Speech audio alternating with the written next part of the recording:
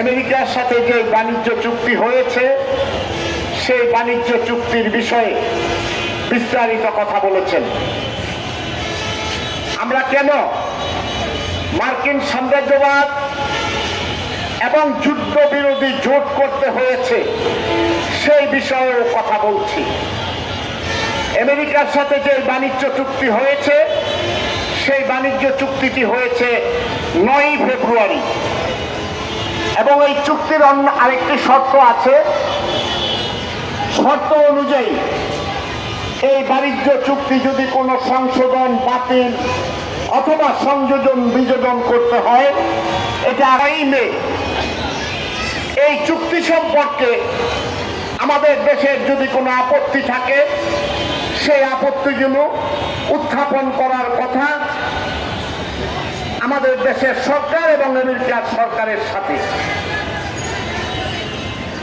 এই চুক্তিটি বাতিল এবং এই চুক্তি কি কি ক্ষতিকর দিক আছে এই বিষয়গুলো আমরা সারা দেশবাসী সহ সারা বাংলাদেশের বিভিন্ন জায়গায় সভা সমাবেশ করে বলছি। তবে এই চুক্তির শর্ত অনুযায়ী যারা আমাদের বক্তব্য শুনছেন আপনাদের দৃষ্টি আকর্ষণ করছি। এই চুক্তিতে উল্লেখ আছে আমাদের বাংলাদেশের প্রয়োজনে বা প্রয়োজন ছাড়া যা যা আমদানি করব এই আমদানির কি কি দ্রব্য আমেরিকাতে ক্রয় করতে হবে সেই চুক্তিতে উল্লেখ আছে। এর মধ্যে আমাদের বাংলাদেশের যদি 1 লক্ষ টন গম প্রয়োজন হয় আমরা 1 লক্ষ টন গম ক্রয় করতে পারবো না। তারা এই চুক্তির মেয়াদ পর্যন্ত যেই সময় এই সময়ের মধ্যে আমাদের যদি প্রয়োজন নাও হয় তাইলে এই গম, সয়াবিন তেল আরো যা যা আছে এগুলো ক্রয় করতে হবে।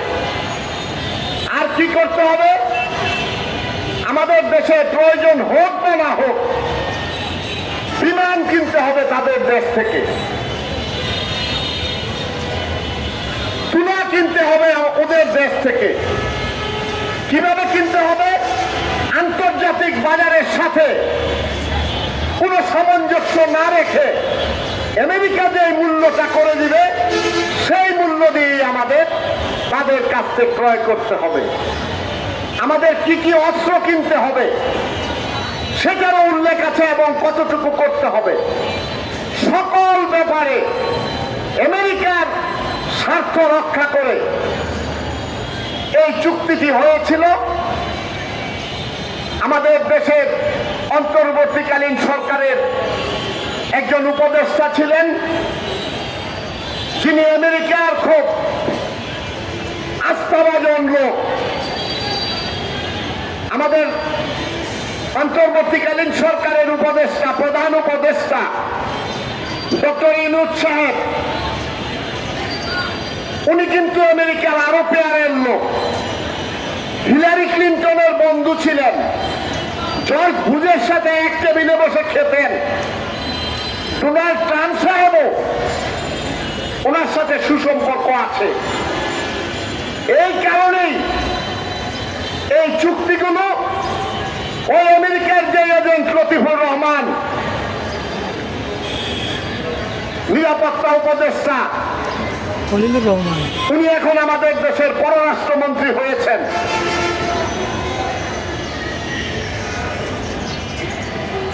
ওনারা আমেরিকার স্বার্থ শতভাগ রক্ষা করে এই চুক্তিগুলো করেছেন। আজকে যারা যারা আপনারা সকালে বাজার করেছেন অথবা যানবাহনে চলাচল শুরু করছেন, এই যুদ্ধের এবং আমেরিকার যে চুক্তি সেই চুক্তির অভিশাপ আমাদের উপরে পড়েছে। আপনারা পত্র পত্রিকায় দেখেছেন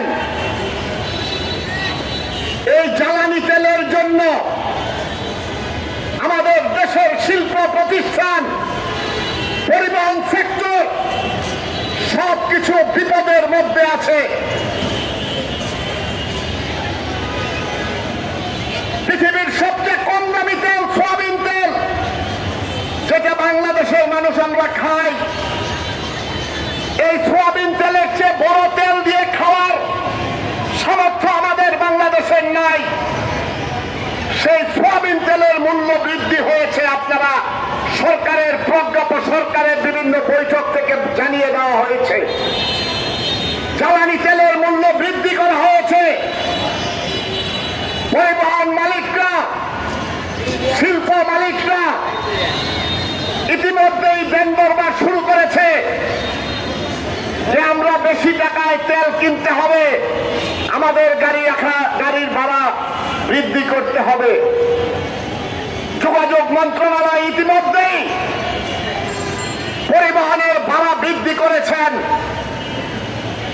প্রিয় বন্ধুগণ, এই বাণিজ্য চুক্তির ফলে যেই সময়ে আমাদের বাংলাদেশ সহ সারা দুনিয়ার মানুষ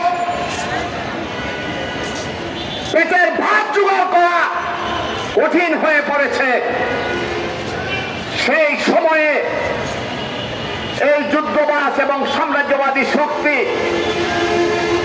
তারা উল্লাসে মেতে উঠেছে।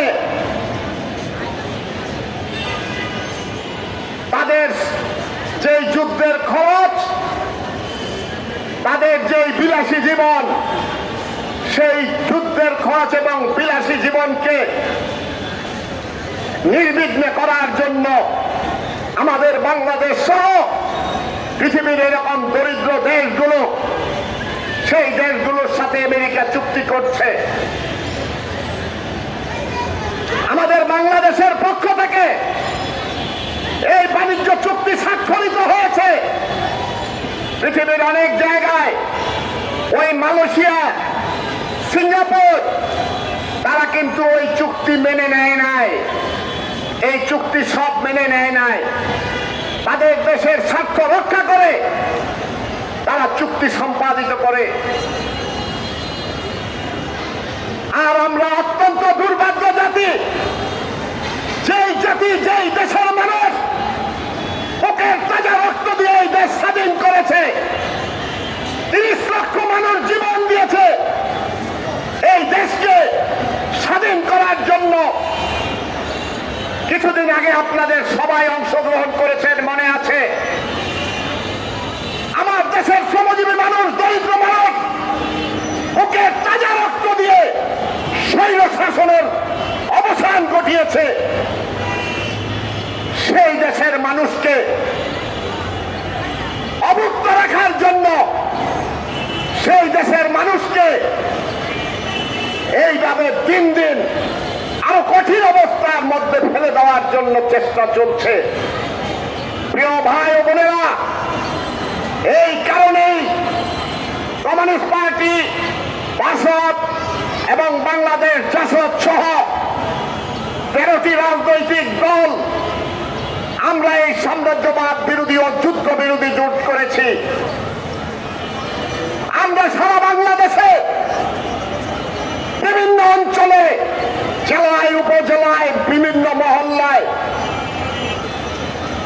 আমরা সভা সমাবেশ করে দাবি তুলছি, এই চুক্তি বাংলাদেশের মানুষের স্বার্থ বিরোধী চুক্তি।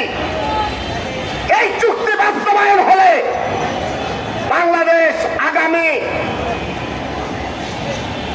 যতদিন পর্যন্ত চুক্তি বলবৎ থাকবে ততদিন পর্যন্ত মাথা তুলে দাঁড়াতে পারবে না। আমাদের দেশের মানুষ, ওই ইতিহাসের আগের যুগে যখন মানুষ পেটের ভাত জোগাড় করার জন্য জীবন দিতে হয়েছে, সেই অবস্থার দিকে আমাদের যেতে হবে। আমরা স্বৈরাচারকে হটিয়েছি, আমরা দেশে একটি গণতান্ত্রিক ব্যবস্থার জন্য লড়াই করছি।